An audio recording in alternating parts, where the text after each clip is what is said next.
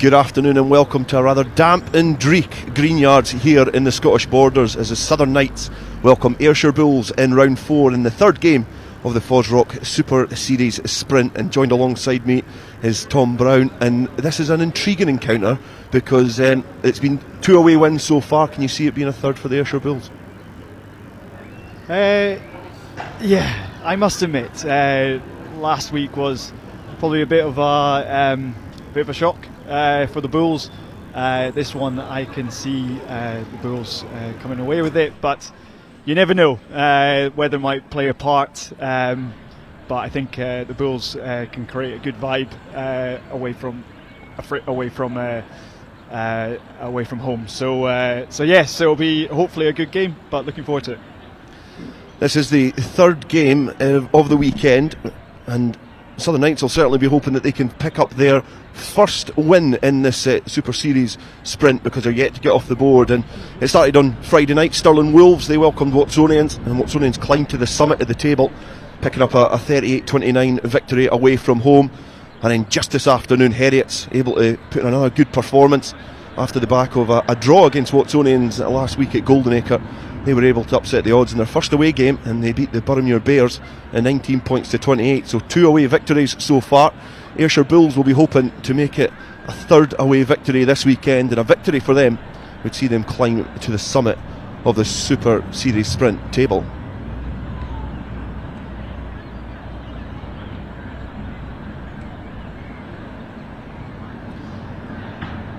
The Southern Knights have had to make a few changes to the team from recent weekends, which has meant that different personnel are going to be getting a shot in the starting lineup as Alan Tate, Scott White and Lewis Carmichael look to ring the changes. Ollie Melville will start at fullback. Patrick Anderson starts on the wing, and actually Adam Hall is listed at inside centre.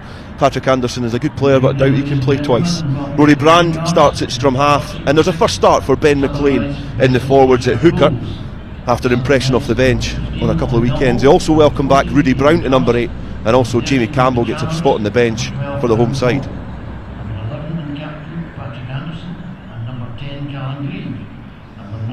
The Ayrshire Bulls likewise have to ring a few changes. At fly half, it sees the experienced Fraser Climo come in, and also they've got a very youthful but dynamic centre partnership in Kerr Yule and Jamie Shedden.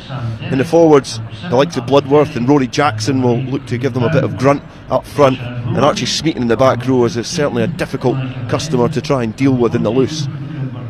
Certainly two teams that probably play different styles of rugby. We've seen Melrose and Ayr in years gone by have brilliant battles here at the Greenyards. It's in a slightly different guise, the Southern Knights versus Ayrshire Bulls, but is there any players there that stick out to you, Tom? Yeah, looking through the team sheet, obviously for the Southern Knights, Ollie Melville and Robbie Chalmers are two guys that I've played alongside, and still young players, but seem to have been around for a few seasons now. Ayr are always strong team.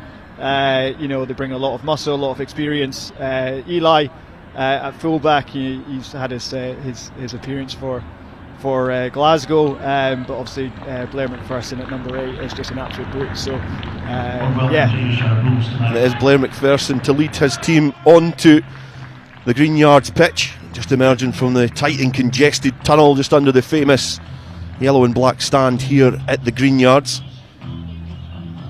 So Ayrshire Bulls are going to have their last bits of conversation as we see the likes of Glendinning there and Bardelli, the wingers, emerging onto the field together, and Cavan taking up his place in the huddle as well. A player to keep an eye out for, certainly a dynamic back three for the Ayrshire Bulls. And now it's the time for the hosts to enter the fray, and Patrick Anderson, who's going to start as captain in this game, leads his team onto the field, followed by the rest of his teammates who are taking their places just on the 10 metre line. The Southern Knights in their full white strips, taking on the Ayrshire Bulls in their black and pink littered tops and shorts and socks.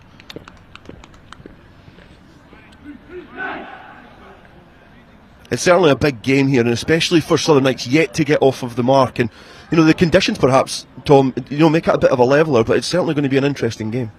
Yeah, sure. I think it's it's a great league that you can express yourself, but Southern Knights at home will always be looking to pick up a result here, but you never know. Ayr have travelled a long way to get here, and the Knights have a chance.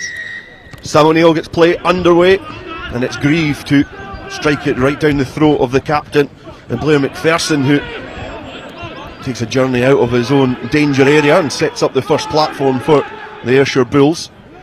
Laid back into the pocket for Climo to strike downfield, and he makes good yardage, and has been watched very carefully back there by the Southern Knights, and Callum Grieve loitering back in the 22 to mop that up. Again given back to Climo, who kicks it high into the air, and it's a challenging ball to try and pluck from the sky, but well gathered there by Aidan Cross. He manages to stay tall and wrestle and get the ball back on the 10-metre line. Brand finds a teammate just on the shoulder. The Southern Knights will be made to work really hard against this robust and strong Ayrshire Bulls pack. Brand opts the box kick downfield, right footed, testing for Glendinning in slippery conditions here at the Greenyards. And the winger gets his first chance to test his opposite man. Now in the hands of Smeaton. Ball protected under that right arm of his up towards the 10-metre line. And again back to Climo, and he sees Brand in a dangerous position, and he's watching that. It's bouncing and it's bobbling, and it's went off the field of play, and perhaps a little error there from Brand, but great vision from the very experienced Climo. Yeah, absolutely. I think conditions are obviously playing a part in this game, but Ayr, they've got a good tactics, and they've got Climo with bags of experience there. So he spotted the space early, and it's a good start from Ayr. Make sure we present the ball carrier when we come down. Sam O'Neill making his instructions very clear to both sides. And he's thrown into the line out, and the lifter was not used there. However, the referee has judged that that's just went on the outside shoulder, so not accurate this time from the Grant Stewart, and that's a little bit of a let off for the Southern Knights. Scrum. Be interesting as well to see the first real test between these two sides in the scrum. It's obviously going to be a put into the Southern Knights, but it's going to be interesting to see if Ayrshire Bulls will try and drop the hammer and put a bit of pressure on the opposition. Yeah, absolutely. I think the Bulls have a lot of muscle and a bit of experience, as we've spoken about there. So it'll be interesting to see how the contest goes here.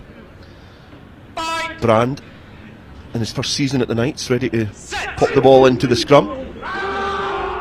He takes his time and presents it into the scrum, and it's certainly a good effort there. The second nudge comes on from the Bulls. It's got scrappy there, but it's into the hands of Grieve. It's been charged down, and Southern Knights players perhaps in an offside position, but the referee making that very clear that there was no offside from the charge down. It got very scrappy. You could see Ayrshire Bulls putting in a little bit of pressure, but the referee clear with the laws, and now the Southern Knights can clear their lines. Yeah, I think they were a bit unlucky there. Real good pressure in the scrum, made the ball real scrappy, and were able to put pressure on the 10 there. Got a little bit unlucky, so Knights have a chance to clear their lines. Ben McLean is going to throw the ball into the scrum. A player who's been playing for Melrose in National 1, equally as comfortable at the back of a scrum. He finds Sam Derrick, who's hoisted highest, and now the maul is set, and it makes good inroads initially. Good power and drive from the Southern Knights, and great intent from the home side. Brand watching this one carefully, tries to now test Bardelli, and Patrick Anderson was up putting a bit of pressure on that as well, but has been swept up by Climo. And now Ayrshire Bulls inside their half will sniff an opportunity as Cavan just fishes the ball to Glendinning, who's loitering on the stand side here at the Greenyards. Good scramble defence from the home side as Stewart now carries. Ayrshire Bulls now trying to play with a bit of urgency and dynamic, and Cavan spots a little chance in behind but nudges it off. And good defence, but again you can see that Ayrshire Bulls are wanting to try and exploit those wider channels. Yeah, good defence there. I think just off the box kick, we've spoken about the weather, but it's going to be that tactical battle in the air. There's a little bobble, but I think Knights were just a little bit caught out. You know, it's they should have had that move kind of pre-called, but I think they were a little bit on the back foot, reacting to the kick rather than being proactive. But they managed to scramble and put in a good tackle on the far side, but a nice little kick in from the 15 of Ayr there. It's an interest. You've obviously played in the Super 6 last year, now the Super Series with the introduction of Edinburgh and Glasgow. And Southern Knights started the birth of semi-professional rugby pretty well, as Thomas Glendinnin's just gone off the field to play to get a check-up. But it's such a great level of rugby, and it's amazing how both these teams have changed over the last few years. Yeah, absolutely. I think the Knights come with a huge amount of history behind them, and they're going through a bit of a transition, and we've seen a bit of a change in the past season or so.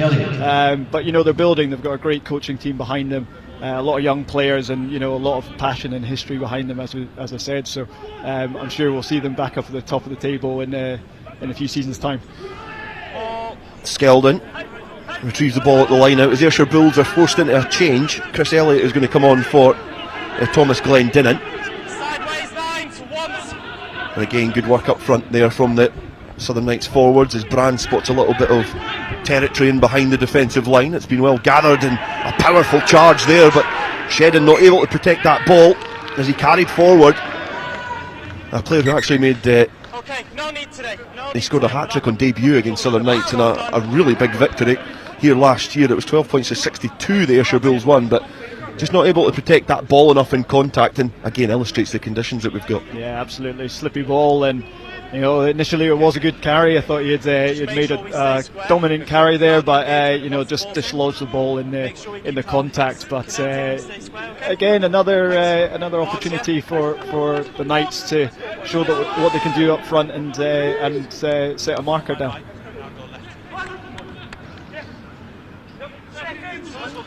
Again, another scrum, another chance for both of these sides to try and flex their muscles up front. Bind. Set. Relatively steady at the start, and then Sam O'Neill notices that it's just collapsed on the far side. But great to see there's not going to be any forwards clearing their boots because it's a 3G surface, so we can't be using that excuse. Yeah, I remember playing down here for the first time in this pretty new pitch. It was kind of licking your wounds after you had a couple of grazes, as these new pitches do. But it's a great park, and I really enjoyed coming down here when the pitch was changed. And when you get the good weather down here as well, it's a great place to come down and play. Bind. Take two at the scrum. Set. Stirred there this time from both sides as the ball's popped in. Referee telling Brand to use the ball and get play underway as Hall takes the ball forward. He's been swarmed by Climo and Yule. Brand not protected there, but the referee spotting the penalty. Climo just a bit keen at the breakdown. Pick ball up. 10 taken out the 9. Yeah, again, I'd say a little bit unlucky there. It looks like there wasn't many people in the ruck, and I don't blame Fraser Climo for having a pop. But no, it's good possession and a good play from Melrose. 8 minutes on the clock, and it's going to be the first attempt really of first chance for either side to get some points on the board, because Callum Grieve has just had a little nod to the posts in the direction of Sam O'Neill. So a good kick and display a couple of weeks ago at Goldenacre, and he's got his first chance here to get 3 points on the board for the home side.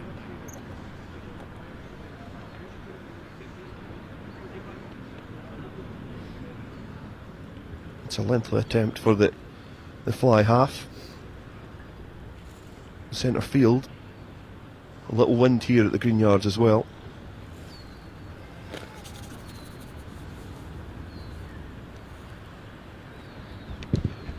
Good connection with it. It's certainly got good height. It's been watched closely as it just licks the upright. and floats in between the Kinlands, so it's first blood to the Southern Knights. It's Southern Knights 3, Ayrshire Bulls 0. Yeah, no, that was a good option there. 45 metres out, good kick, but it was a kick that actually, if it missed, they still would have got possession back, or would have put air in under the pump. So a good decision there and a good kick. Play back underway, and it's Cavan who kicks it. It's been gathered by Grieve, who's at the first points of this game. He returns it back downfield.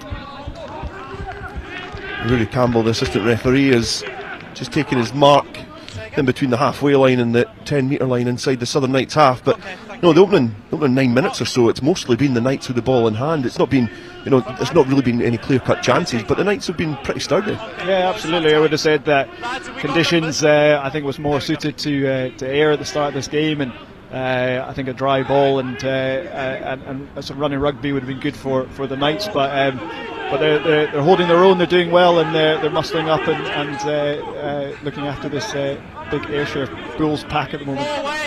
Baird trying to dig about in that maul and get the ball back, and gets it into the trusty hands of Climo. He kicks a high challenging ball towards cross, well gathered under pressure by the winger. It's been a bit of a find for the Knights in the back three, making his way through the club side at Melrose. Knights yet again back inside their 22. Bran Sloan play down. The difference between these sides last year was the physicality that Ayrshire Bulls were able to bring to this contest, and something that the Southern Knights have dealt with pretty well in these opening exchanges. As Climo plucks it from the sky, well protected, body in a great position to lay it on there for Baird. Smeaton carries forward over the 10 metre line. Baird outstretched arms, protesting with the referee, but eventually falls to McPherson, the captain. He barrels forward as Cavan steps up at first receiver. And now Yule, a young promising centre. His first real challenge into contact as Smeaton pops up and then pops the ball on. Ayrshire Bulls driven back in contact, not making a lot of inroads as Climo thinks he spots a gap and then offloads to Cavan. He's now in behind, he's got some support on the wing, but he's not going to need it, and he's going to streak into the corner for a score, and it was from absolutely nothing. And you mentioned him before the game, but that is the danger of Eli Cavan, showing immense gas just around the fullback as well, spotted the gap and then finished it off in the corner. Yeah, absolutely. Eli is after playing with the Bears over the past few seasons, he was always one to watch out for. I watched the game. He had his appearance for Glasgow, and he's impressed for many seasons, and he deserves that. But it was a great finish. Went round Ollie Melville, who's also a quick player. So great finish there. Yeah, Melville's no slouch. So it shows you the pace that Cavan has. Great footwork, and the acceleration when he got the ball in hand initially was impressive. Yeah, it's a shame. I was just about to applaud the physicality that the Knights were bringing there in defence. They were really pushing the Bulls back there. I was talking to Scotty White before this, and it just went to the right hand side of the post, so not able to add the extras. But I agree with you, Tom. I thought the physicality in defence was great from the Knights. Yeah, absolutely. And just saying, yes, talking to Scotty White, and I know that Ross Ford's doing a bit of the S&C now for the Knights, so definitely showed there, but just a little bit of a lack of concentration, just a little one missed tackle, and you can see what the outcome can be. Play back underway, and it's Grieve and giving it to McPherson, who's been bitten round the ankles by a feisty Patrick Anderson. And captains coming together on the 22. Certainly in different weight categories if it was a boxing match, but Patrick Anderson certainly punches above his body weight. Now the Bulls, gives it to McPherson, and he goes on, and great interlinking play there as Jackson finds Burdelli. He manages to wriggle free in a congested area. It's Climo now, finds Yule. Yule has got some support, and Ayrshire Bulls again now streaking through, and that's a great offload straight into the hands of Bloodworth. Ayrshire Bulls looking to try and keep the pace, but it's tenacious work at the breakdown from Brand. He's getting a bit scrappy, but Smeaton is the benefactor of the loose play. He charges towards the 22 metre line. Baird loses his footing, but gets back up to find Nimmo. He carries forward, but again the physicality of this Southern Knights side coming to the fore. Climo goes back inside, he's got some support, and Shedden, who certainly knows his way at the try line here at the Greenyards, gets another one, and it's a quick fire double for Ayrshire Bulls as Shedden sails under the posts. And it's now, in a couple of minutes, it went from the Southern Knights 3-0 up, it's now Southern Knights 3, Ayrshire Bulls 10. It's a shame, it just goes to show how dangerous the Bulls can be. I was watching just off the kickoff.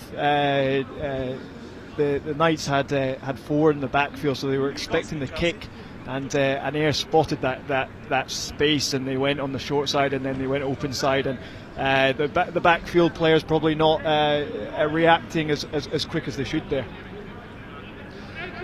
Climo certainly showed his experience, not taking up kicking duties, because Cavan adds the extras, takes his tally up to today for 7 points, so it's now Southern Knights 3, Ayrshire Bulls 12. And a lot of that, it was almost deja vu, because the Southern Knights showing great physicality and then just getting picked off in the backs, and it's great awareness from that man there, Climo, spotting the space and showing his experience to feed in Shedden. Yeah, absolutely, and it just definitely there. I think the thing is with Ayr is that they can paint a picture and then they can change it pretty quickly. Knights were caught out there, they were expecting the kick, and then good communication, they spot the space and they exploited it. Okay. Running repairs to Robbie Chalmers are complete, so he's going to take his place back up in the centre field as play is back underway, and it's just evaded the jumper there from Ayrshire Bulls, but Bardelli's having to sweep up deep inside his own half. He's been scragged 5 metres away from his own line, but eventually the work from Jackson managed to steady the ship for the Bulls.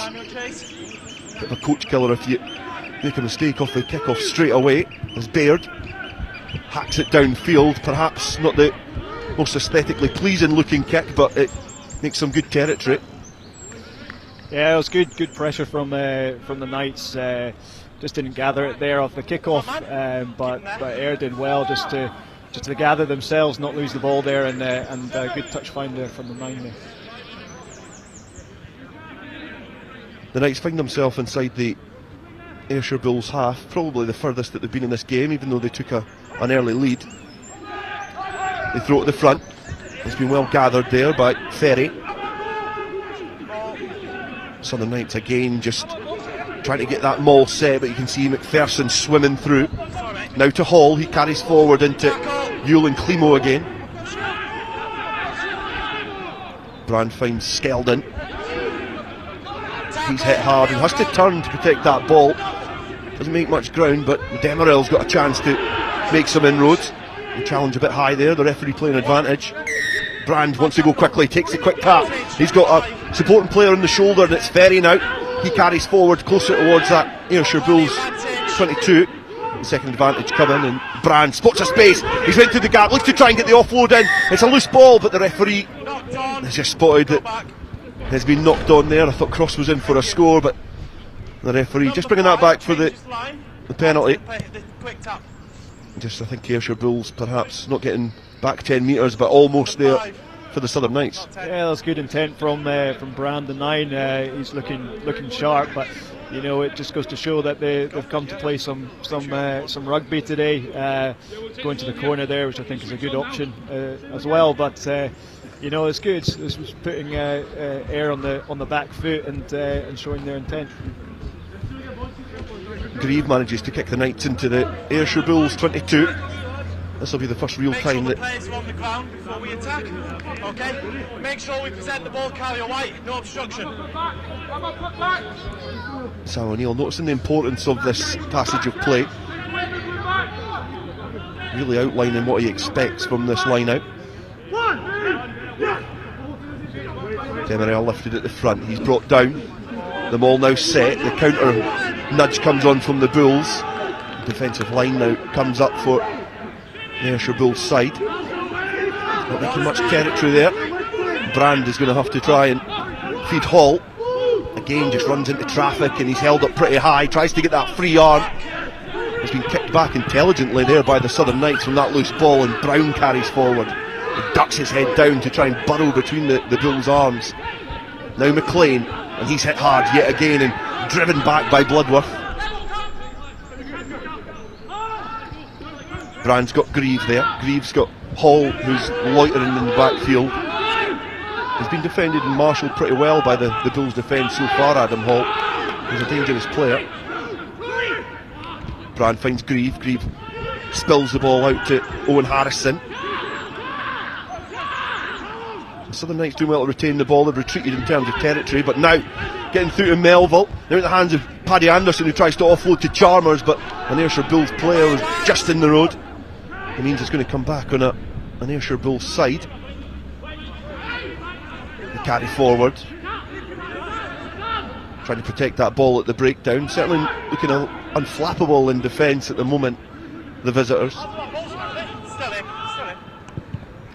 Baird with a left-footed kick high, and this might just encroach on that touchline. So it could be a costly error there for the Ayrshire Bulls, but the Southern Knights certainly shown intent.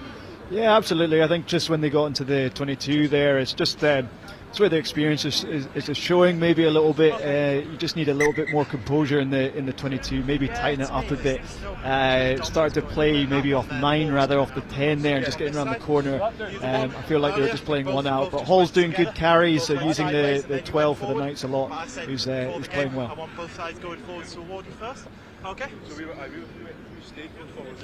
Yeah, so I think we both, for that one, we had both sides going sideways first. Hold them up. Yeah, I was actually I'm going to have a word with him on this one, because I can see that you're ready to go. Yeah. Anything to help clear up what's going on in the forwards, it does me the world of good. On the lift, don't hold them up. Same here. They have to come down once they've got the ball, okay? Make sure we come down immediately. We're okay to go. I don't think I'm probably beside a better person to allude to the level of refereeing, because yes, it's a great nurturing environment for players and coaches, but the referees as well. That's great communication there from Sam O'Neill. Yeah, really good, and I wasn't the easiest player to probably official, but I think they're doing a great job, and as I said, the league is great for players, but great for officials as well. Another successful line out there from Southern Knights. It's been accurate so far in this game, as Ben McLean is looking to protect that ball at the tail. It's splintered, and one of the Knights players is exit stage left, but he's run into a bit of trouble. And defensively, the Ayrshire Bulls managed to deal with that. A line out there. Apologies if you heard any choice language over the referee mic, but it's certainly a very tense environment in there, especially when you get in the forwards. But the Southern Knights doing well at the line, just not able to really get the upper hand of the Ayrshire Bulls. Yeah, they had a strong start. I thought they were holding stuff really well against a strong Bulls side, but Bulls have shown their muscle in the last 5 minutes or so. I thought they were unlucky. I thought they got off the maul there. I thought they splintered off.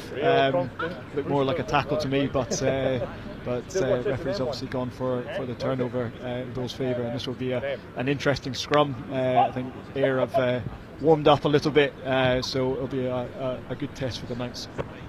I'm starting to see how you're difficult to manage as a referee, disagreeing with his decision already, but I think I tend to agree with you there. It did look like that was a breakaway at the side of that maul, and I think it was Ferry who was the player who splintered off the side and just run into a little bit of danger. All the players wheeling round the other side, just not able to protect that player, and it's important that when you've got the ball, especially at this level, that you protect it as long as you can. Yeah, definitely. I think Ayr are a clever team as well. They play the officials very well. They're always talking, they're always in their ears. So I know there'll be a lot of talk down there by the Bulls players.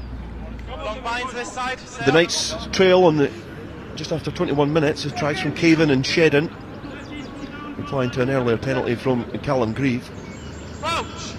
Certainly been a better start than the previous sprint last season, when they were on the other end of a very heavy defeat and a heavy first half deficit. It shows a slow and steady improvements being made here at the Greenyards. Baird, the ex-Mar scrum half, feeds into a scrum that starts making inroads and wins the penalty. Free ball to play for here for the Bulls, and Climo spots an opportunity to go for a mazy downfield. Well gathered there by Ferry. great work rate from Ferry off the scrum to get back there and cover that ball. Yeah, definitely. There's definitely a bit of space back there. Always going to be a tough scrum for the Knights. Bulls have definitely found a bit of strength there, and they've really come together in the pack. So they had an opportunity there to put the pressure on Knights, and they sure did. And a chance on a free ball, so it was a good option from Climo, but yeah, they'll clear the lines here. Yeah, it's worth noting that the front row for Ayrshire Bulls, Nimmo and Stewart and Henderson, very experienced at, semi-professional, professional age grade honours as well, against a very youthful front row in Dobie, McLean and Harrison. They're contrasting front rows, and that's the environment that you're in at this level. Yeah, absolutely. Grant Stewart played alongside him at Glasgow for a year, and he's a really effective little hooker. So, yeah, it just goes to show the strength that they've got in that front row. Stewart was the player to get play back underway from that line out. Done well to wrap round as well, and Ayrshire Bulls make their way into the Southern Knights half. It's the replacement there, Chris Elliott. Look at trying to free his arm into contact, just not able to. Nimmo carries forward. He's been battered there by McLean, but the ball has been spilled out as Yule has to dance back in field. His compadre Shedden is there in support to help bundle him to the ground. Climo again directing traffic with that left boot of his, just puts too much onto it. He spotted some space in behind there, and it looked like Melville was dispositioned in the back field, but he's just overcooked that, so he's going to come back for a throw into the line out. Still inside the Knights half, but you can see the experience from Climo, just sitting in the pocket, just spotting the spaces and trying to kick his team into the right areas. Yeah, definitely. He's always got his head up there. I thought it was a good defensive set from the Knights, though. I think it was the hooker who had a chance, Ben McLean, who dislodged that ball and was unlucky that it went slightly forward, but they kept their composure there and probably forced the error by Climo there, but there was a little bit of space back there, but small error. Oh, he's been seen to again. Now Demerel to let's go. a bit of treatment. Sam O'Neill looking to get play back underway, so just counting the numbers at the line out and making sure it's ready for McLean to throw in again. Just in the shadows of this Greenyards stand, he finds his target again, Skeldon off the top to Brand, and he fires a ball towards Grieve, but he's been knocked off in the act of tackling, so Hall has to try and ferry it forward.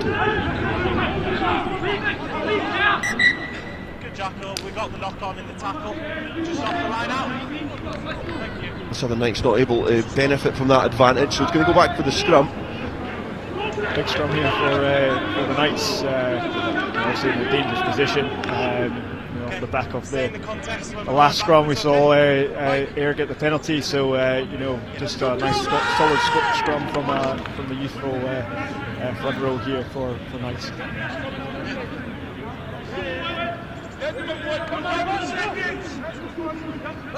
A little bit of G'ing up in the forwards as they are ready to lock horns. Crouch. A bit calmer now from the front rows. And they clash together as Brand now is feeding into what looks like a steady scrum. It's been well dealt with there by the Knights. Brand gets it on a plate and gives it to Grieve. He stabs it over, and Robbie Chalmers is just going to gather that bouncing ball. It's just landed straight into his breadbasket from that chip over. Now Brown runs towards Smeaton, but he's been scragged to ground. He picks up and goes, the loose ball, and now it's clear field here. He's got Brandon support, he's going to feed this scrum half, but it's been knocked forward. Well, the referee saying it's went backwards, so play still underway here. They carry forward, but just into a teammate. Opportunity there for the Knights, and sometimes when when your luck's not in, things like this can happen. Yeah, absolutely. I think it was clever play there. just with the position of the scrum, it forced the back field to probably drop a little bit deeper to protect those corners. So he spotted the space early. A little chip over from Grieve, I think, has played really well today so far. And Robbie Chalmers gathering that ball. A little bit of space in front of the ruck, and just needed that little bit of composure again in the 22. So close yet so far for the Knights. Brown heading through as Ayrshire Bulls weren't able to protect that breakdown, but just not able to get the pass to Brand. He would have been in for a certain score had he been able to gather that ball. Scrums come together again and deep inside Ayrshire Bulls territory in the 5 metre line, starting to creep forward there as Ayrshire Bulls show their dominance up front. Penalty's going to go the way, and when you've got the ascendancy up front, it's a great tool to utilise to get you out of danger. Yeah, it's a shame, and as we spoke about, small margins, especially when you're getting into these the quality of a league like this now, and you know, the one thing that Knights didn't want to do there was give away a penalty, so Ayr could clear their lines, but you know, again, it was just the strong scrum coming in from Ayr, but you know, just a bit of composure, but yeah, you know, big change there in terms of, you know, close try, but you know, Ayr managed to clear the lines well. So. Some of the Knights with players like Russell Anderson, the captain of the side, Craig Greer, and you signing Dan Gamble on the bench, so they've certainly got personnel that they can rotate and look to try and use. Accurate from the line out there from Stewart. Ayr now tiptoeing forward. Stewart well protected at the tail of that driving maul. He's making great inroads there. Stewart trying to get the ball out the back door, but and again, you know, this comes back to the point about the penalty. When you've got the potent weapon of a dominant pack, there's 40 metres made, and they could potentially make another 40 metres and be in the danger zone. Yeah, absolutely. It just goes to show where discipline is key now, and you know, Ayr have obviously got the upper hand and a bit of dominance in the pack now, and you know, two penalties, and that's you know, almost on 90 metres there, just in two penalties. So yeah, big turnaround here. It's a big swing. A couple of minutes ago we were almost waxing lyrical about some great awareness from Rudy Brown. It would have been a certain Southern Knights score, and within the blink of an eye, a couple of kicks from Klimo. This is the Ayrshire Bulls deep inside Knights territory. Just make sure we stay in, we don't step back, and timing going back. All good, time back on. Okay, sorry, time's still off. Ayrshire Bulls players just slowly making their way to the line out because Nimmo, Andrew Nimmo, the ex-Heriots and Hawks prop, is just getting a little bit of treatment. He's dusted himself down and makes his way to the front of this line out. Dangerous area here for the Southern Knights to be in. The Bulls will certainly be licking their lips at the chance of a third try, as it's been well gathered by Bloodworth. It's pretty tall, but the nudge now comes on from the Bulls, and they start charging towards that Southern Knights line. The ball has been grounded, and it looks like it's a try there for the hooker, Grant Stewart. As easy as you like when you've got 7 robust characters up front.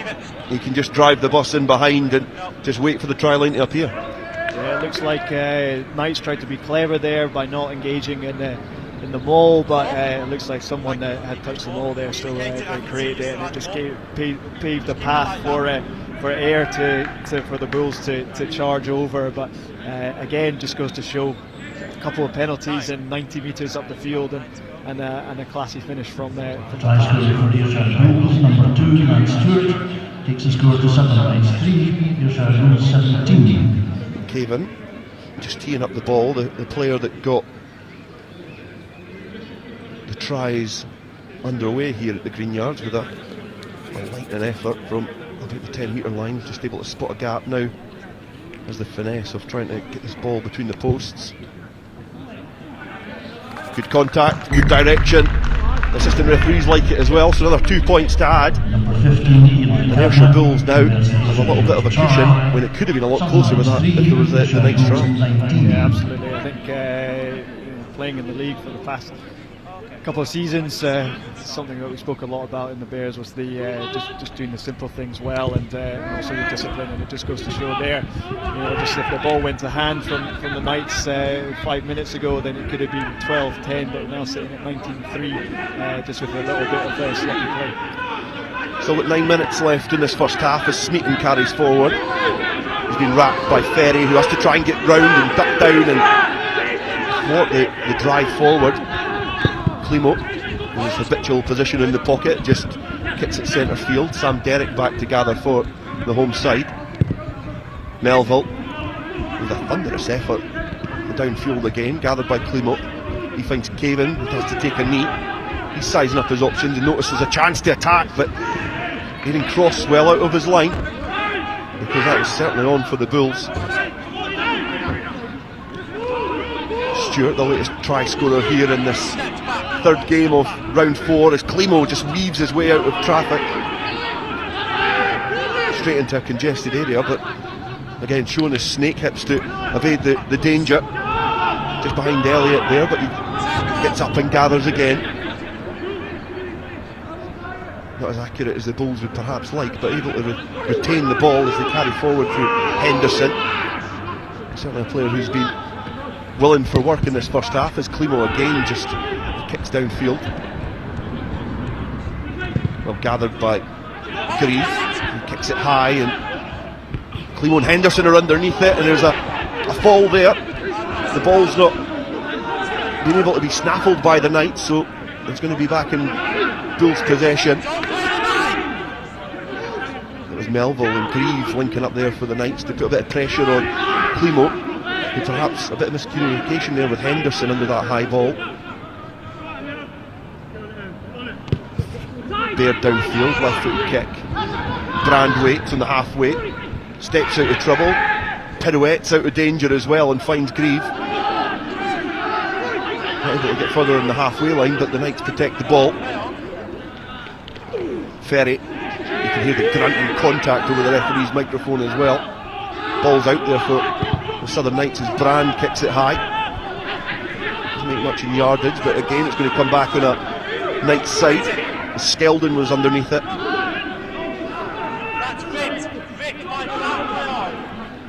In the pocket now Grieve, and Grieve sizing up his options again, looking to try and test Caven in the back three here for the Bulls, and it's bounced off a shoulder straight into Chalmers' hands. So the right option there for the Southern Knights, but just not able to retain the ball, string phases together, but certainly a good option and good accuracy there from Grieve. Yeah, it was good from Grieve there, good from the Knights. I think it was Henderson, the prop was caught in the backfield there, so taking a high ball, so good recognition from the Knights. But I think they're using the conditions well, they're changing it up, there's an opportunity potentially to play there, but actually stick it in the air and put Ayr under pressure, the 50-50 ball, and it's obviously bounced back on their side, so good interchange there from the Knights. Another scrum, an attractive position for the Knights to try and launch an attack and claw their way back into this game. I think this is going to be a pivotal 10 minutes, the 5 minutes before the half-time whistle, and the 5 minutes on the other side of the referee's half-time call. Solid scrum from the Knights. Brand travels and finds Grieve. He's got Hall and opts to use Chalmers out the back now. Eventually into the hands of Cross, and he launches it back in field to Murray Wilson. Playing the backs from the Knights, the home side.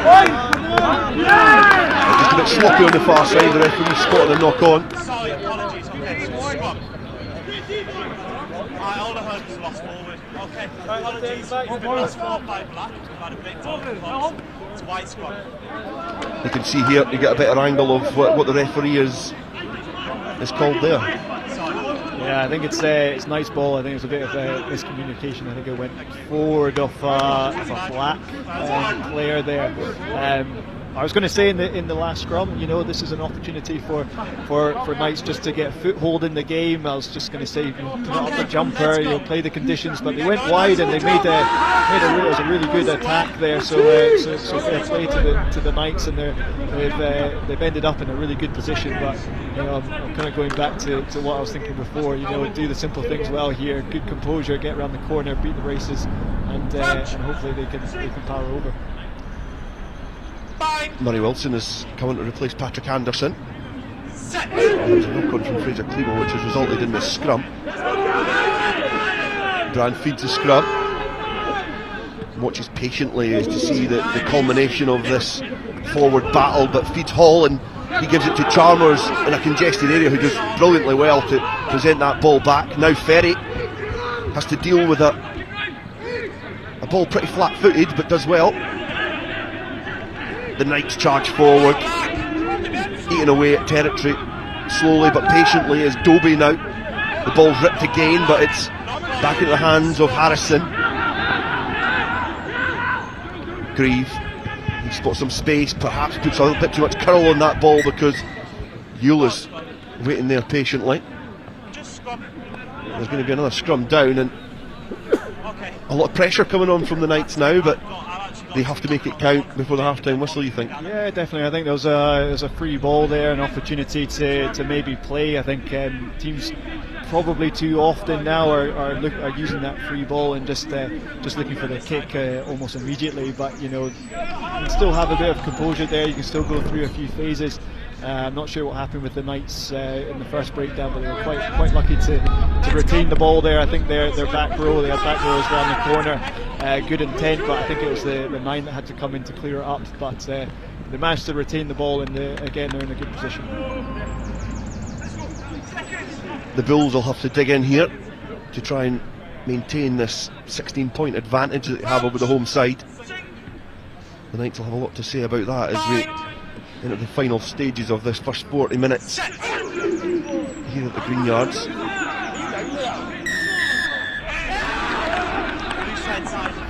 They're not happy with that, but the referee is signalling that I think Nimmo was guilty.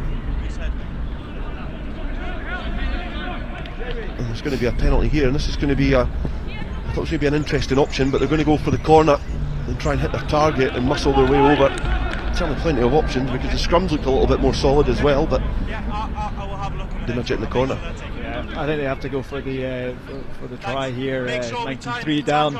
They get the try before half time, then you know, they can go in with a bit of confidence at half time. McLean and Dobie exchange the final words before they go through the repertoire here and hit Demirel at the front. He's brought down, and the Knights players charge towards their teammate to try and get some ascendancy up front. Now Wilson offers his services. It's Crabbin towards the left. It looks well formed and well motioned towards that line. It splinters towards the right, and Southern Knights get over the line. And it was a well executed try there. Very well motioned towards that Ayrshire Bulls line. Hit their target, brought them down, and that nudge from the players was perfectly timed for the Southern Knights to narrow the margins here. Yeah, it was really good. Knights have always been strong in the maul. You know, when we played down here last time with the Bears, I think they scored 2 or 3 tries just from maul alone. So, you know, it's good to see that it's a real strength of theirs. But that's a good dot down by McLean, who's playing well this evening. McLean has been rewarded with a start after showing some class off the bench in recent weeks, and shows to the coaching staff that it was a justified decision to start him ahead of the captain, Russell Anderson. And now for Grieve to add 2 points and narrow the gap as we approach half time here.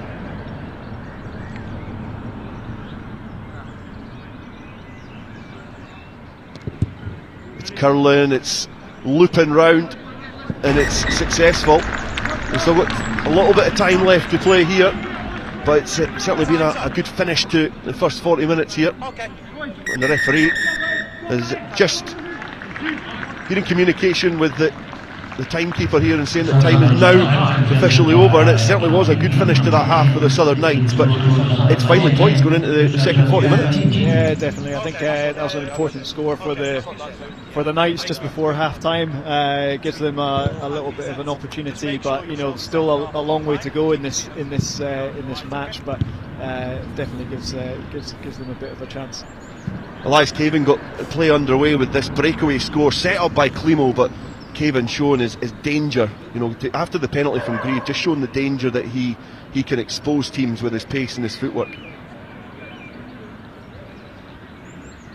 And you can see again here, just offloading to Cavan. He did all the hard work after that. It certainly wasn't an easy try to finish. Yeah, definitely. Just a little bit potentially lazy on the inside there. Just you saw the gap, and it was a bit too big a gap for Eli to go through, but a really good finish. Second try here from Shedden, almost a carbon copy. Climo just scything through the line and then just feeding it to Shedden, who perhaps had a little bit of an easier run it than Eli Cavan. Yeah, absolutely. Again, a really good little break from Climo there. He's just showing his class, and I remember playing against Fraser when I was playing for Curry when I was 19, 20 years old. So it just goes to show that this league is made for the youngsters, but also the experienced heads as well. This was a chance here for the Knights as Brand tried to go through, tried to get the offload in there, but just drifting forward his cross. It dots it down, but not to count there for the Knights. And then the second opportunity there from Rudy Brown, just not able to stick his pass. And this is where perhaps the first half did turn slightly. Yeah, that was a huge opportunity, and it came off the back of a good attack, a little chip coming in from the Knights. But yeah, and then the mistake obviously leading to this try for Ayr. Yeah, it was Grant Stewart to get the next try. You did say on comms, 90-metre gain from 2 penalties. And that's what you can do at this level. If you make these errors, you open yourself up to these sort of opportunities. Yeah, absolutely, and it's a great league, and it's really good for developing players. But doing the basic well and keeping your discipline under control is vital in this league. Southern Knights were able to get the ball wide from a set piece, and Cross tried to ghost the ball back inside.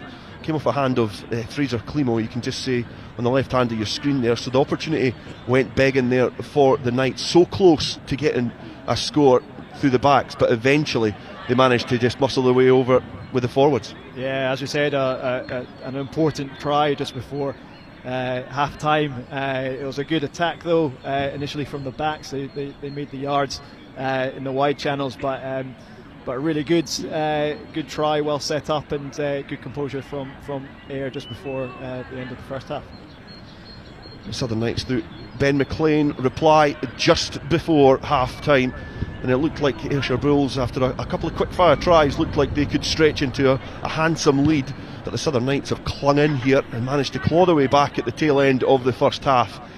So join us back here for the second half. Don't go anywhere, because this is a finely poised game in round 4. It's the third game of the weekend in the FOSROC Super Series Sprint, and at half time it's the Southern Knights 10, Ayrshire Bulls 19.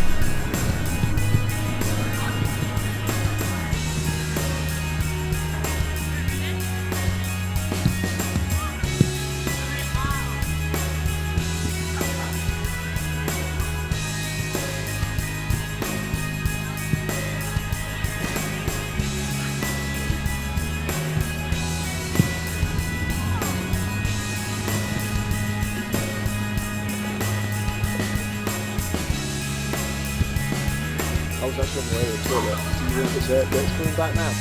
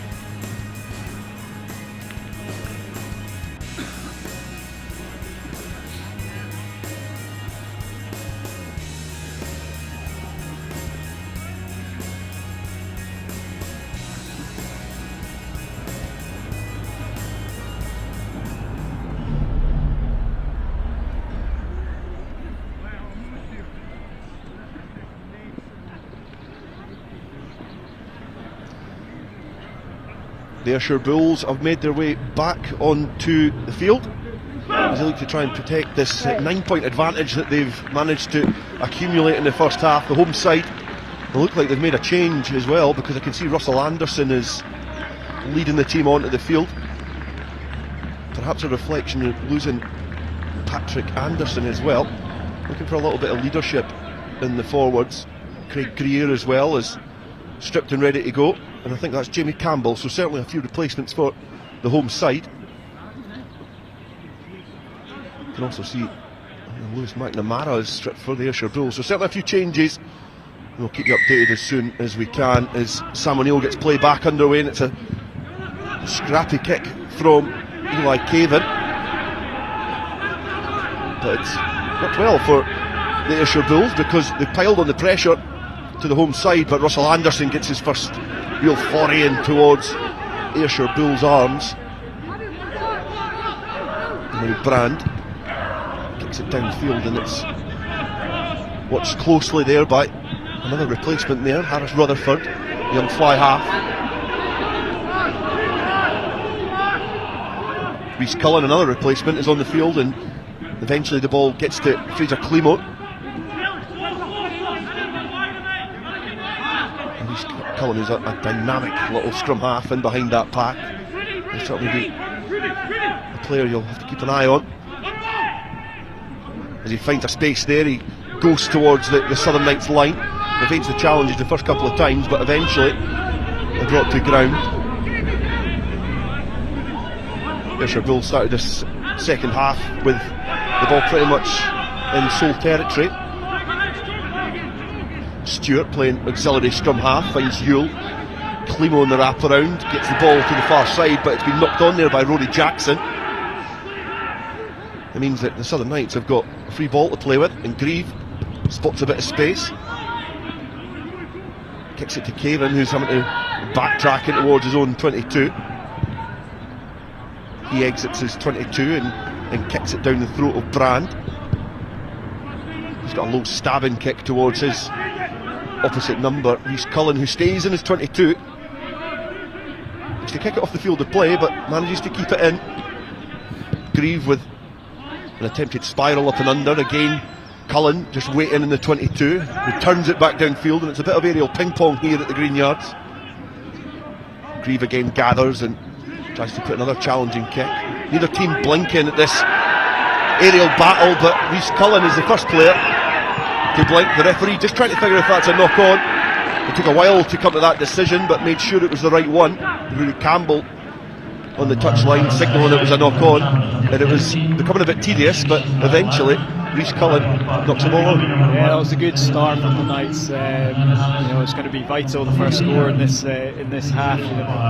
Knights managed to claw it back to 9 points, so a good bit of composure, a bit of kick tennis, but a couple of spiral bombs attempted on during that phase, or those phases, but obviously Rhys Cullen just not being able to collect that final kick. The replacements in the Knights' backs means Rutherford's 10. Wilson's went outside centre, Greaves dropped to full-back, and Ollie Melville's went onto the left wing, so they've had to reshuffle and reshape their back division from injuries and replacements. I think Robbie Chalmers picked up an early knock, so he's obviously not come back out for the second half, so a little bit of a reshuffle, but some exciting young players in the Knights backline. Wilson and Rutherford are two players who played the rugby from Gala Rugby just a couple of miles down the road. Certainly a long rivalry between the clubhouse here at Melrose and also at Netherdale, but now their feet are firmly on the production ladder here at the Southern Knights. Ball back into the scrum, solid effort from the home side. Cullen and Brand having a little tete-to-tete, but Brown carries forward and ducks down again. It's a big robust character to try and get down, but this time it was fully legal, but you went into old man to just stop the tackle. The referee just signalling that he was okay until he got back up and bumped into his teammate there. Yeah, that's a shame. It was a good initial carry from Brown. He managed to shug off the tackle and he set up. They were in a good position. Just unlucky there to bump into his own player.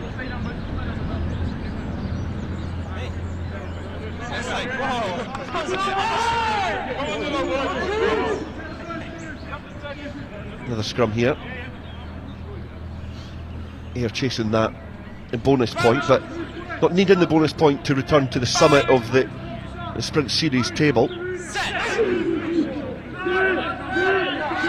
to try and prise the fingers away from the trophy from Watsonians winners last year, and it's a brilliant scrum there as the captain McPherson just went straight into the heart of the defence and testing young Rutherford. Now Cullen breaks free, tries to get that free arm, but he carries himself towards the halfway line, and with 2 carries, Ayrshire Bulls now up towards the Southern Knights halfway line. Cullen spots some space and puts that low driving kick in to try and test Melville. He goes one way, then goes the other. Offload in dangerous area, but Grieve does well to gather and realign his body as well to kick the ball downfield. It was a good clearance kick. Yeah, no, I thought Knights actually did they put a shove on in the scrum there, but they also committed all 8 to that scrum, which gave Blair a chance to attack, and a good carry down the blind side. That obviously brought Ollie Melville up, and then there was a little bit of space back there for Reece to exploit, but it was a good clearance again from Grieve, who I thought had a good first half from at 10, so it'll be interesting to see how he goes at fullback in the second half. He started the game at fullback against Heriots, then slotted into the first receiver position. There's certainly a flexible player in the back division for the Southern Knights. The Southern Knights trying to swim through there, but Skeldon has been guilty of infringing there, and now Reece Cullen wants to try and take it quickly. He's jumped and hopped and he's been clattered by Brand. The referee signalling the advantage is coming the way of the visitors. McNamara now carries forward. He swims and pumps his legs and looks to try and get his arm free to get that offload. McPherson now. Attritional work from the number 8. Now Climo's got a player in acres of space on the far side, and it's just going to be a matter of communication between the referee and the assistant referee to see if Ryan Sweeney's got the score. Great finish if he got this. We go back to the penalty. Yeah. Don't try. Go back to the penalty.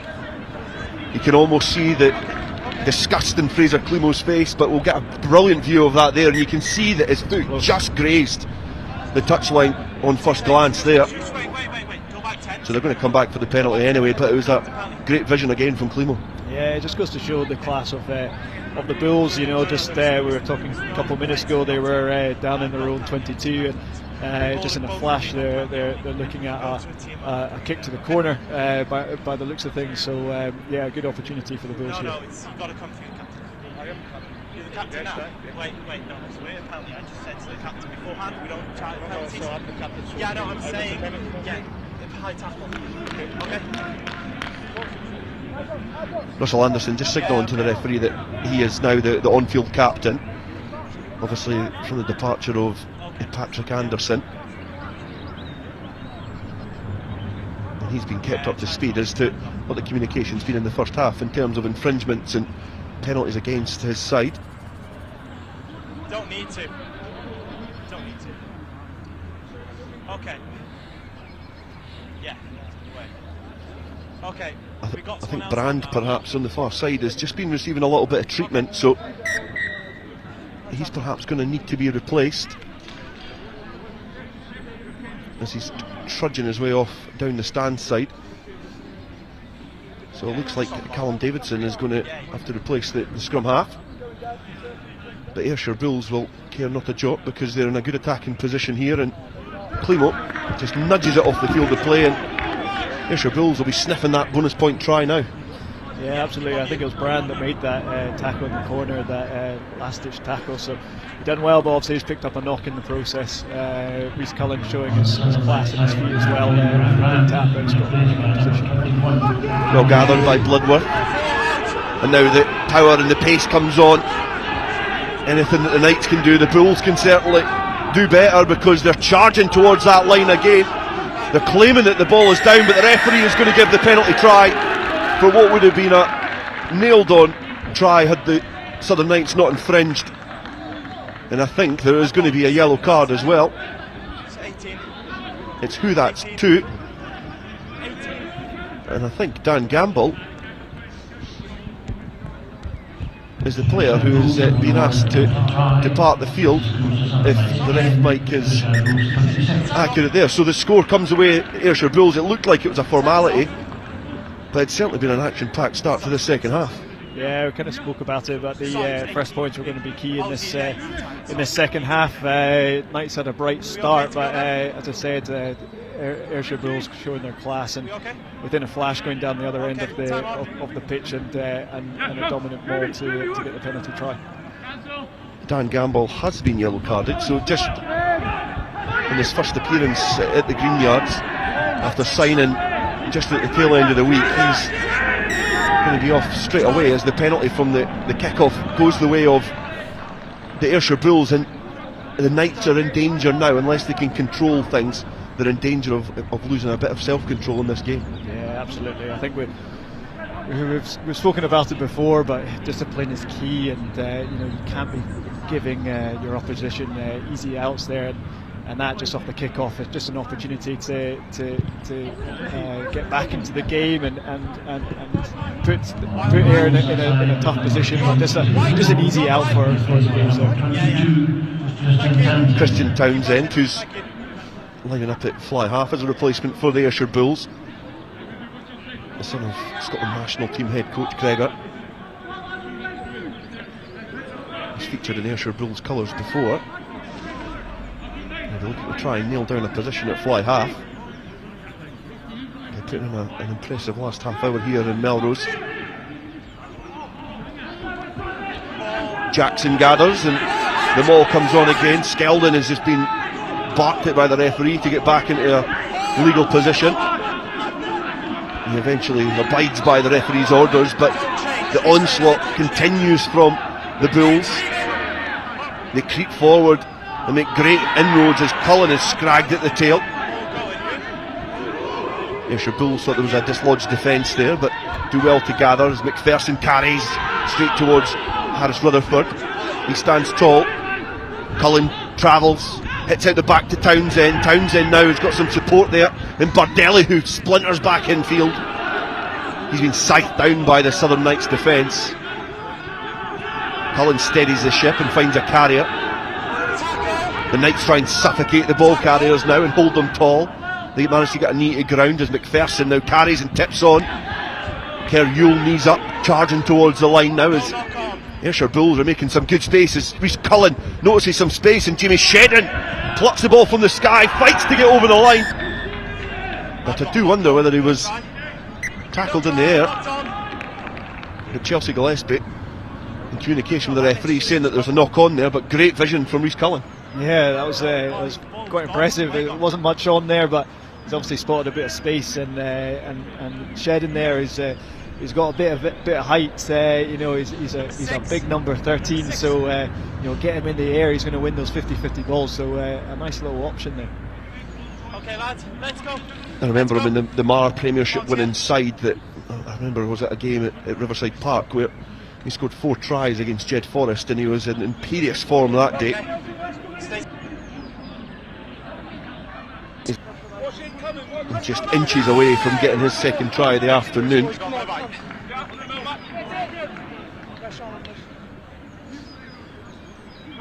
Now playing in Ayrshire Bulls colours and forming a youthful but exciting centre partnership with Kerr Yule, another exciting young centre from the west of Scotland.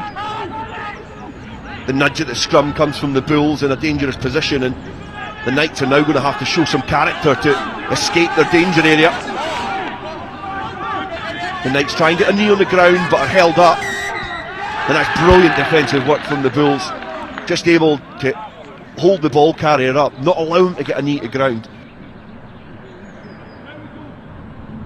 The Bulls there, just another really important area of the field. You just got to get your basics done there. I don't know who managed to hold him up there, but the Bulls doing well, working as a team. The Knights player up. Now they're in a great position.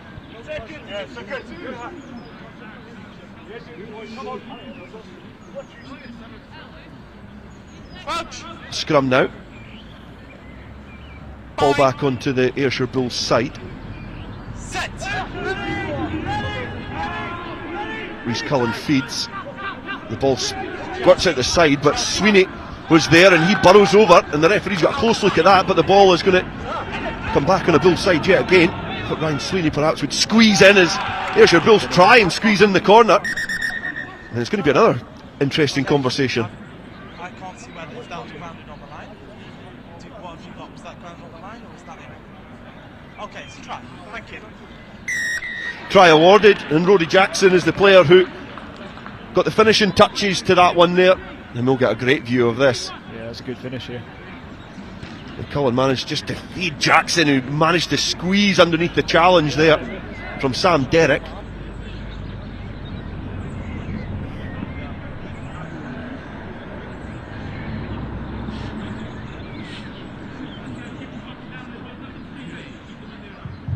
Tries for the Ayrshire Bulls, number 5, Roddy Jackson, takes the score to 7-10. Ayrshire Bulls 31. This is where Ayr really come into their own, you know, coming away from home, a big journey, but you know, they rally together, they create a good vibe as a team. You know, it's one thing that down in Millbrae, you know, with the home fans, it's a tough place to go, but what they do really well as a team is that they create their vibe between themselves and on the pitch, and you know, they're doing well here, but Knights just need to rally up and just you know, not force anything and do the simple things well. Townsend to add the extras, just taking his position off the field.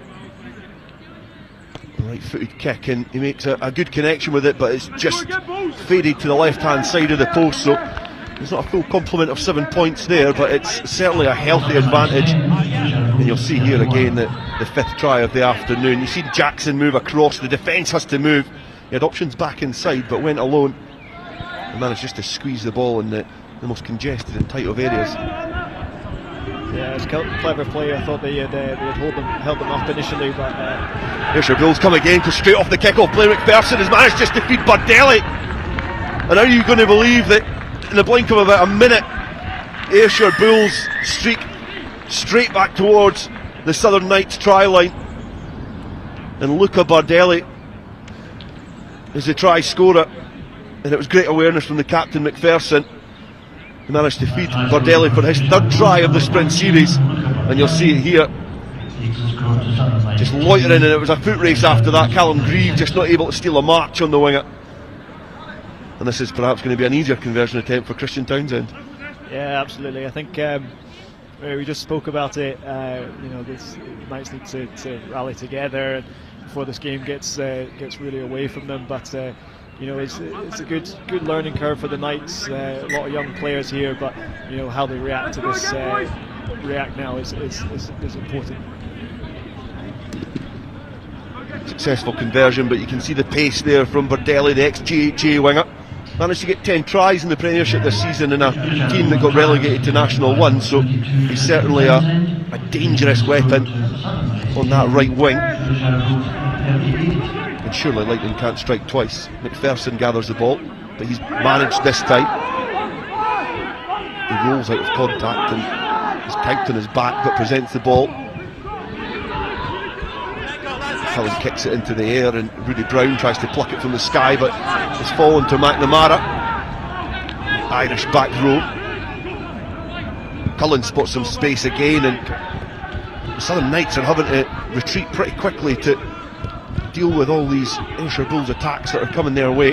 Reece Cullen's had an influential appearance in the second half as Elias Caven kicks downfield to Grieve.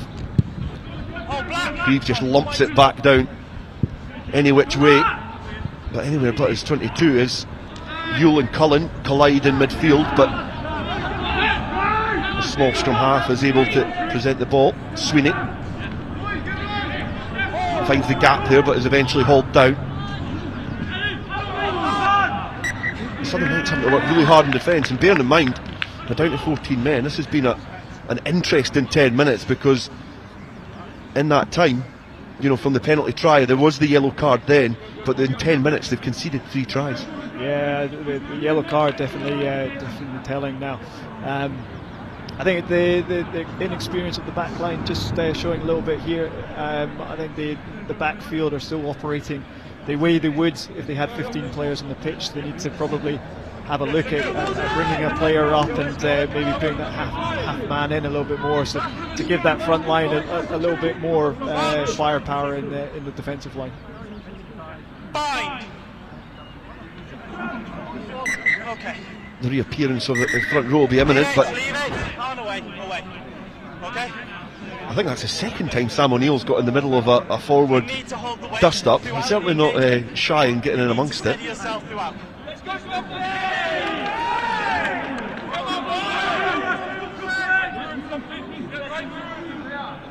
Another scrum here. The referee just taking up a position opposite the scrum halves to keep an eye on Greer on this side. Bind. Set. It spilled out at the back of that scrum. Reece Cullen tried to kick it back in, but Brown's done well to gather that. Davidson finds Anderson, and on the pivot is Rutherford, and he spilled it looked like almost a beautiful ball, but there's a little bit of a coming together on the field here.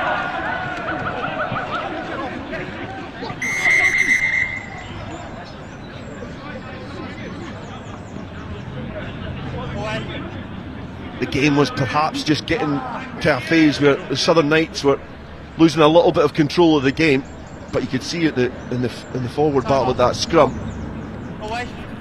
Perhaps Ayrshire Bulls were getting involved in something that they didn't need to. So let's have a little listen to Sam O'Neill for the next couple of minutes to see what they have noticed in that coming together. Okay, I've not seen what started that. I've had 2 players grappling on the floor. A couple more people have run in. It's been calm. I've then had 4 black and 16 white, 1 in from distance, escalate it. I've seen no more than that. No more specific offences. So to me, I'm a yellow card. 4 black, 16 white. Do you two have anything to add to that? Okay. White were in possession, and I've seen him run in first. So therefore, I'm going to restart with the white penalty. Understand? Yes. Captain in 4. Captain 16. No, you're listening, I'm talking. We've had 2 players on the floor grasping, a few players ran in, and then you 2 have both run in from distance. No, you ran in from distance, you jumped in, I'm talking, I am talking. You 2 ran in, that is what's escalated that and made more people go in. You're both going to receive yellow cards. This needs to improve. As discipline, I am talking. No. This is not acceptable, and it will not happen for the rest of the game. So, no, not the time. I asked before the game that you don't talk. I asked before the game for you to not see me in a penalty. Well, there's certainly a lot to try and take in there. It was well managed by Sam O'Neill, because he's not really had anything else from the assistant referees to add, but I don't know what your interpretation of that is there, Yeah, Tom? to be fair, as well explained. It was a bit of a mess. I didn't really catch who was piling in there. I think there was everyone apart from Ollie Melville who was stood out on the wing still. That was involved in that little brawl, but well handled from the officials. Time was off for the subs. We're still waiting. Callum Grieve tried to take that one quickly, and I think he'll be glad time was still off, because perhaps there was a hint of a knock on there on the halfway line. So perhaps the timekeeper's clock has spared his blushes. Wonder if he'll have a second bite. I think he's sizing up a kick to the corner now. He makes a good contact, good territory as well, and the Southern Knights will be looking to try and just inject something into this game, because they gave themselves an opportunity at the tail end of the first half, but they've come out pretty flat for the second half, certainly. Yeah, that's right. I think you can still take a lot of positives from this match. I think results-wise, obviously the Bulls have this one in the bag, but they can build from this still and show a bit of character. Wait. You need to tell the numbers. Have you got the numbers? 5. Thank you. Sam O'Neill is having to work really hard to get control of this game in the forwards. And Greer throws into the line out. He's accurate there. Manages to find Jamie Campbell. He's a great weapon in the line out. Been turning out for Edinburgh during the first stages of this campaign, but the Knights now with their tails up, charge forward. This is certainly becoming a fiery encounter between these two sides. We've seen different versions of it throughout the years, and it's always tasty and physical. Davidson now. Again, finding players. David Ferguson not happy and communicate with the referee again, but the referee having none of it as Skeldon now carries forward. Davidson in behind that ruck then. Finds a runner out the back to Rutherford. Rutherford's got some space out there and he floats the ball to Grieve and he does well to gather. He's got Aidan Cross in support and he just stabs the ball through, and now it's a foot race to the line, but Elias Caven back there in defence, gathers that and marshals it off the field of play. And the first time we've really seen Harris Rutherford in open field, and it was certainly a good opportunity there for the Knights. Yeah, absolutely. I think Knights, that's the game that they need to play. They can't get stuck into an arm wrestle with Ayr, with their big experienced pack and they're physical. So keep them working. Going wide seems to be working for them at the moment. Keep building on that, but a nice bit of play there, nice pass out from the replacement 10 there. Callum Grieve just nudges it a little bit closer towards that Ayrshire Bulls line. And now that Russell Anderson's off and Ben McLean is also off, it means that the throwing in duties fall to Craig Greer, and he hits Campbell at the front. And now the Knights look to get the engine started in this drive forward. They've got the first nudge. It's twisting round. Can they protect the ball? The referee's playing the advantage there. It's a fight on the floor to get this ball back on a Southern Knights side. It's slowed down to a pedestrian pace as it's been swept up there and scooped brilliantly by Melville. It's becoming a bit fast and loose now. Scrappy here.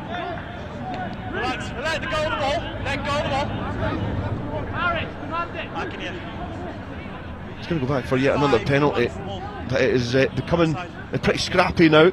There's a bit of an arm wrestle up front between these two sides. Yeah, it's becoming a little bit messy, but players are getting a little bit frustrated. But Sam O'Neill's doing a good job to keep this game under control. Some big characters on the pitch there, but we mentioned in the first half, Melrose with the free ball there, they can just get through the phases. There's no need to panic there. They can stick to their game plan, but a good opportunity here again. Another throw into the line out. Craig Greer has got 2 from 2, so he's certainly had a fruitful start to his game and throwing in. He didn't expect to be in that position, but the ball again has hit its target. It's maybe not been able to be formed in the fashion that the Knights perhaps wanted to, but they're nudging their way closer to that line. The referee has signalled that the score's come the way of the Knights, and they managed to get the ball down. And pats on the back there look like they're going the way of Jimmy Campbell by the looks of it, who manages to put his scrum cab back in his head, but he was the man getting some slaps in the back. But certainly it was a team effort. And you can see they are getting closer and closer to that line in a really congested area. Sam O'Neill doing brilliantly to find the ball in that area, and the Knights do manage to nudge their way over, and it's patient play. It is, and I'm not sure who threw the ball in there, but with Russell Anderson off the field, it was a well worked maul. Obviously, Knights going back to their strength that maul we spoke about in the first half, but good bit of play, good bit of composure there. Creed makes a brilliant contact with that, and he might as well have been sitting in the front row of the seats because he was that far towards the touchline. But he's made a great connection, and he's added the extras as well. 17 points to 38 now, the home side trail the visitors, but it's been a better response from the Southern Knights because they had their backs against the wall. And after a quick third double, it looked like they probably could capitulate, but they found some resolve and got themselves back on the score sheet. Townsend kicks it to Brown, but Shedden plucks it from the sky. Great vision there. Brown just taking his eye off the ball, but the Ayrshire Bulls outside centre not missing a beat. McPherson carries forward, and now a slip in a tackle there is Rory Jackson, who tries to race towards the line. Now Cullen, who shows and goes, and now the captain goes through. It's been a brilliant response from the Bulls, and they reply straight away to the captain McPherson. And I think the frustrations from him over the last 10 minutes have perhaps been somewhat dampened by his try. I'm sure he'll simmer down now. Yeah, definitely. I think it's a shame because Knights got themselves back into the game somewhat. They got their try, and it's just an opportunity just to rebuild and get a little bit of composure. But Blair McPherson over the past 10-15 minutes has been immense. He's showing a real leadership. He's been involved in a couple of the Niggles. He's been on at the referee, but some huge carries, and he's rewarded there with a good getting around the corner quick and a wee snipe from Cullen as well. And a conversion attempt from Townsend, so he manages to add the extras and take it to 45 points to 17. In the first half it was 10-19 at half time, and I thought it was very unlikely that it was going to end up in a similar score to last year's, which was the 12 to the Southern Knights and 62 to the Ayrshire Bulls. But you can see the delight there from the captain McPherson, because he'll be thinking of now trying to rack up a heavy score in this sprint season, because it's a congested table and these points could count. Penalty goes the way of the Bulls from the kickoff. Isolated player, and applause from the Bulls bench. And now turning the screw, the Bulls, but just not able to get that continuity in their play, the Southern Knights. Yeah, I spoke about it, touched on it earlier, but I think the good thing that the Bulls are able to do, and I think there's a lot of learnings taken during COVID when there were no crowds and there was no atmosphere, but being able to create an atmosphere and a vibe within the team on the pitch, and with air and a big travel coming here, they're able to create that buzz on the field and that togetherness, and they're very good at that. They're hard at Mowbray, but when they get on top and they start getting in your face, they're a very effective team. Throw into the line, it goes to the tail. McNamara gathers. The mall's formed. Campbell's been asked to retreat. Julia obliges.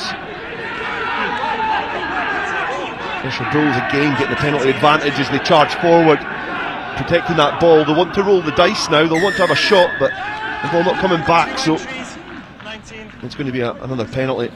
And you can imagine them trying to nudge it again into the corner and want to try and get over that 50 mark. Yeah, it's just discipline from the Knights now, just ill discipline creeping in, a bit of inexperience. But yeah, you've got to be squeaky clean. It's difficult when the games get like this. We've got 12 minutes left in this game, and a Southern Knights victory is well beyond them now, but there's still so much learning out on that pitch for both sides. The Ayrshire Bulls, how to control themselves in this position, but also the Knights to get something from the game, their structures, their defensive sets. There's still so much to play in this game for both sides. Yeah, definitely. I think still get a lot from this game. The Knights showed some really positive play, and as I said, at half time, 9 points in it. They were really in this game up until half time. McNamara gathers again. The breakaway group from the mall manages to stay cohesive. It goes towards the left as the Knights players dig in, try and stop this onslaught, but Jackson spotted a little gap in defence. He's gone over. The referee's just having a little look at that. He's saying it's been held up. Yeah, he's definitely saying that's been held up there. Defensively, that's great tracking back from the Knights, and we'll get a great look of it here. Ollie Melville, yeah, it was really good. If you got it down right at the end there, but brilliant to get a hand underneath that, Ollie Melville. So that's a good character there. Fighting right to the end, as you said. 11 minutes left, and that's a bit of character that the Knights need to show. Time off. Got someone down here. Time off. Certainly was a great defensive effort there from Melville to get back. Just managed to lodge his arm underneath that ball. I think there's going to be a replacement here. It looks like Grant Stewart, who got the third try here this afternoon. I think he is going to be replaced. He's just taking a little seat there as the Knights just wait to get play back underway. But he certainly had a huge game. We're almost approaching that time in the game where I have to pass over to you and you can pick the player of the match, but we've certainly got a bit of time left to play. But he would be a player that's put his hand up, because in terms of the Ayrshire Bulls, you know, they've shown a lot of continuity, but a lot of players have really stood out as well.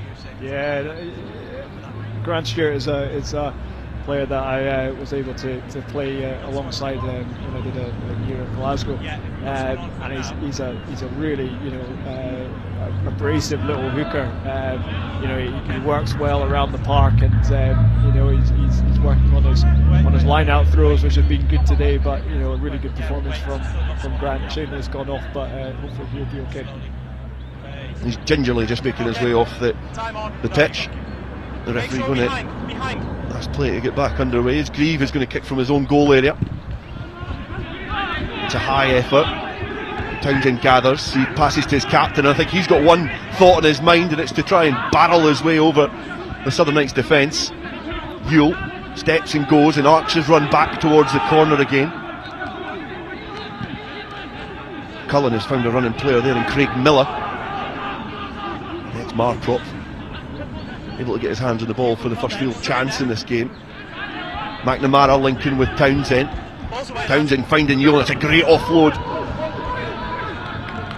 And Cullen now looks to keep the tempo in this move going as he finds Elias Cavan.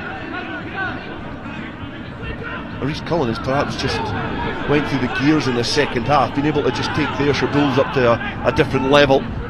Miller again, he's got some support with McPherson as Cullen gets quickly to Townsend. He passes to Yule, who has to gather an awkward ball, who eventually finds Elliott offloading off the deck, and eventually Cavan is just released and has a little sniff of the line, but has been dragged back.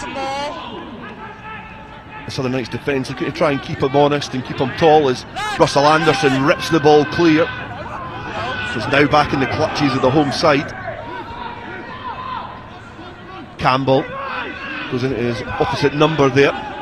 Both number 19s coming together on the field.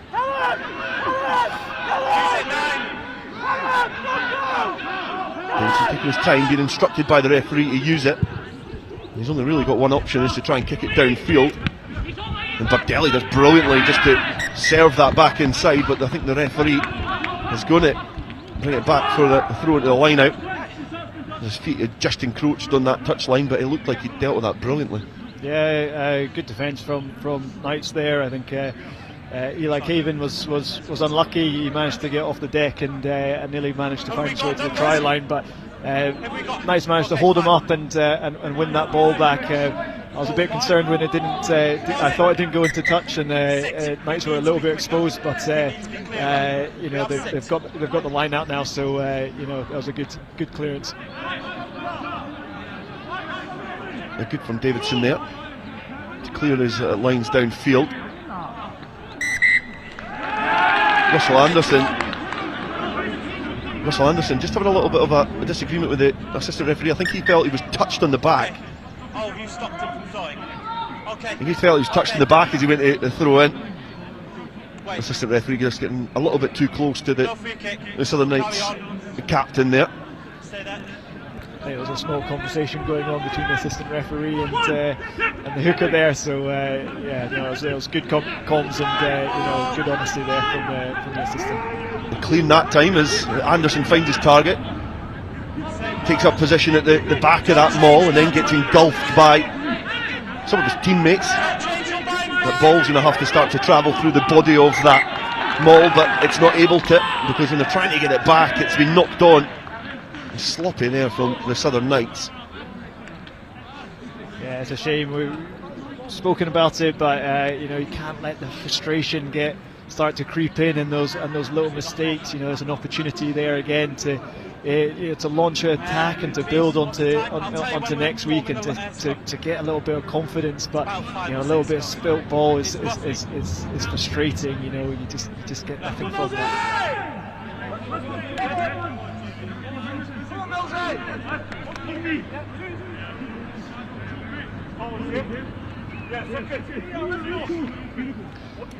Going to be another scrum.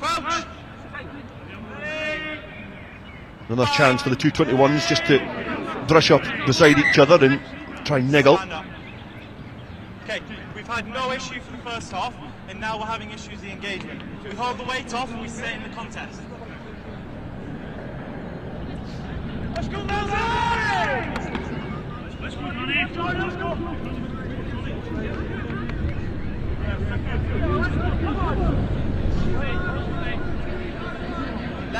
Let him put it in. Crouch! Bind! Set! Taking a bit of time to get the scrum going, and again it collapses. And the referee has spotted that the penalty is going to go to the home side. Davidson wants to go quickly. He finds Ferry, he carries forward to Townsend, he splinters through the first challenge, but he's been wrapped up by Yule. Davidson spots some space, and Aidan Cross has now got spikes on. If the ball's going to bobble up here, it could have been fruitful for the home side, but it's just went off the field of play. So no further scoring here,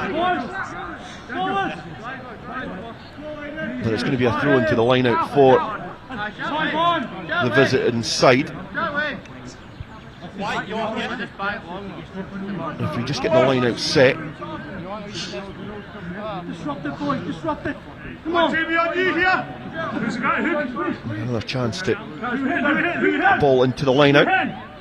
Now Jardine has just overthrown that one and went straight to Rudy Brown. He's been tackled by Blair McPherson, who hauls it opposite number down. Skeldon tries to muscle his way forward, but has been ripped out of his clutches by some tenacious Bulls defence yet again. Hacked downfield by Cullen, marshalled by Grieve.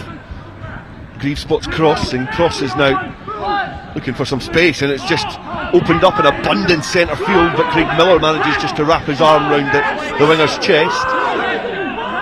They don't get the ball quickly away. It's Craig Greer now carries into Rhys Cullen, identifies the mismatch there, but the scrum half stands tall. Rutherford out the back to Grieve, but perhaps a little bit flat-footed there in attack. Davidson again now finds his captain Anderson. He tips on to Skeldon, but he's clattered by McPherson, who's defending as well as he's attacking this game. Craig Greer just goes to ground quickly, and Rutherford manages just to feed on to Gary Young. Come round the corner there is Dan Campbell. In fact, it's coming the way of the home side as Campbell tips on, but Rutherford has to pick up. He shows and goes and offloads off the deck. Well gathered there by Wilson, and then stabbed through. And can Melville gather this? This would be a great score if he's able to get that down, but just not able to get the finishing touches. Nothing in that, we go back. Yeah. Going to come back for the penalty. And this is going to be interesting to see what position it is, but it's certainly round about the time that we might be hearing from Tom Brown shortly in terms of who is going to be the player of the match, because he's been casting an eye over this for 77 minutes, so we'll see what Callum Grieve is going to do here, and then we'll perhaps get the final decision from the man in the know. Yeah, I think before we go to the we spoke about positive play from the Knights. You know, that was a really good bit of play there, something that they can take away from the match and from the second half. They changed it up a little bit, and they're in a good position here to hopefully build on and get that third try. Russell Anderson's going to throw into this line out in an attacking position. Campbell's at the front. It's been brought down. The cavalry arrives and tries to nudge it forward. Anderson's looking to scoop the ball out of the body of the Kirk, but it's travelling forward. The referee communicating with Ayrshire Bulls to keep it legal. McPherson did well to swim through yet again. The Southern Knights knocking at the door. It's slow and it's pedantic there from the Knights, but they've got the ball in their possession. They're trying to find the right recipe to unlock this defence, but so far it's been pretty stern in the second half. 2 tries from close quarters for the Knights, so they're looking for a third. The pick and go, they carry forward, defended again by the Bulls, and now against the grain. The players shuffle about and move, but the backs are not deployed. They move, they twist, they go over. The referee signals that the ball has not been grounded in the in-goal area.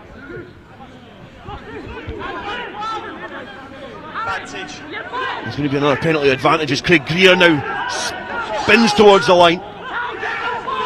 Screaming for the ball in the backs. They're demanding it now as Rutherford gets the ball, floats it across the Aidan Crofts, and he's looking to go in the corner. But he's just encroached on the touchline there. No advantage coming, so another penalty is going to go the way of the Southern Knights.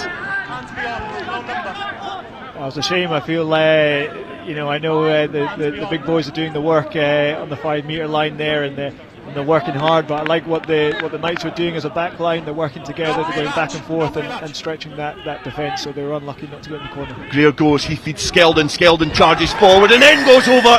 Finally, the Ayrshire Bulls defensive line is broken underneath the shadows of the uprights, and it's Clark Skeldon who gets the score. 1 minute. And they've got a minute to play. The drop kick conversion attempt there from the home side, so we've still got some time, and perhaps now is as good a time as any to get a little overview as to who your player of the match is going to be, and perhaps some of the other players that have impressed. Go to the Knights first. Callum Grieve, who started off at 10 and then moved to fullback, has had a good game. He really impressed me in that first half. A little bit quieter since he went into to fullback, but Knights didn't have a huge amount of opportunity. Players to mention, I thought Jamie Shedden was great again. Moving from 13 and showing his ability on the wing as well. We mentioned Grant Stewart and Rory Jackson had a good game as well. But my man of the match is Blair McPherson. I thought he's been immense in attack and defence today. So the Ayrshire Bulls, number 8, the captain, a try scorer as well in this fixture. He is your FOSROC player of the match.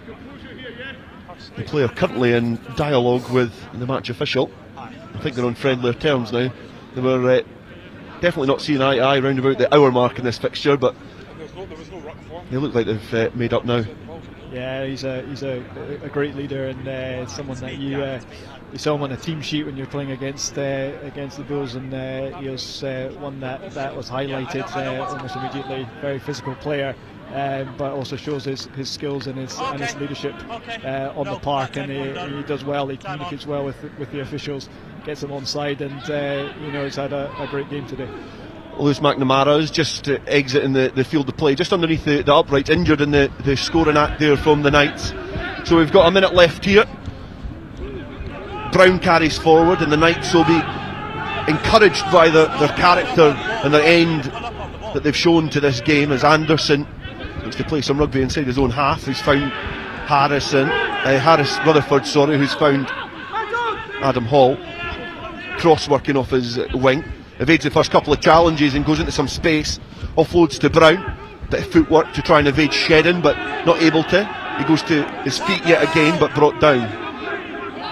Davidson working hard to get that ball out of the ruck. Sam O'Neill not agreeing that he's working hard. The ball's there to play as the latest try scorer. Skeldon feeds Rutherford. Good footwork to evade the defence there. And now he's trying to manipulate a 2-on-1 opportunity if he can find Davidson. He looks to go back in field. He evades Cavan, who finds Grieve. Now he's trying to find the hands of Cross, but just ghosts in front of him. Goes off the field of play, and the referee is going to bring proceedings to a close. So the Southern Knights get the final act of this game, but the bits in between perhaps that have let this game slip through the net. The Southern Knights 24, Ayrshire Bulls 45, and it's been a formidable performance, perhaps not flawless from the visitors, but it's certainly been a sign of intent, and it shows the strength of this squad. Yeah, certainly. We spoke about the strength and experience of Ayr, of the Bulls before this match, and the second half certainly they showed that. You can just hear over the ref, Mike. You can hear that they are a clever team, and they know the game really well, and well deserved some good play today. This was the penalty try that came the way for the Ayrshire Bulls, just pretty much straight out the traps. 48 minutes they managed to get the score in the second half, which after the finish to the first half, the way that the Southern Knights had played, this perhaps took the wind out of their sails a little bit. And we didn't have to wait long until the next try as well, but it was a great effort from Jackson. Yeah, no, it was clever. You saw that space on the blind side there. You don't often get second rows that have their head up. A lot of them would have ploughed straight into that ruck, but he had the awareness to find the space and to win the one-on-one battle.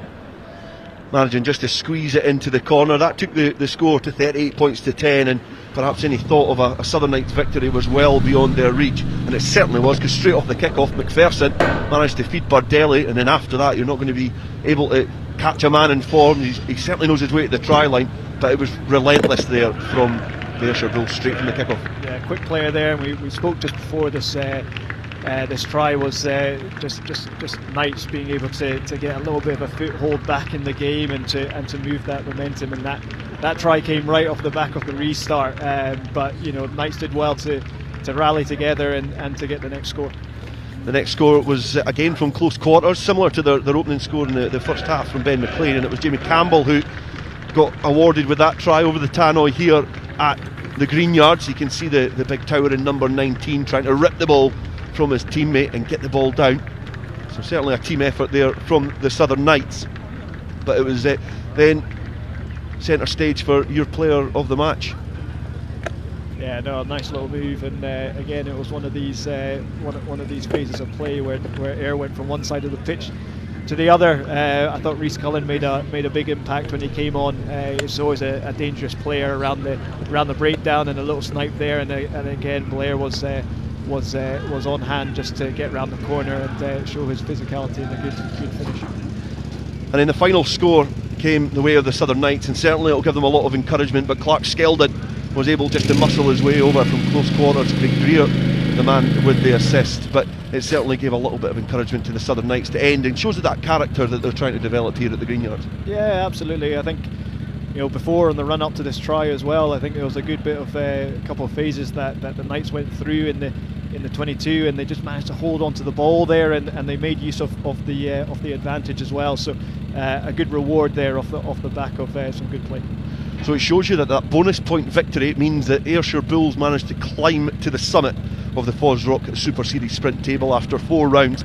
You can see now that Edinburgh and Glasgow have departed the competition, but it certainly means that it's a tightly congested table at the top there. Watsonians in second place after their victory on the road to Stirling yesterday, and Heriot's shown some good form as well, winning 2 games, drawn 1 and lost 1, means that they're neck and neck with Watsonians. Southern Knights, the defeated team here at home, yet to really get any sort of condensed points on the board. They've got 1 point, one solitary point on the board, means that they remain at the foot of the table.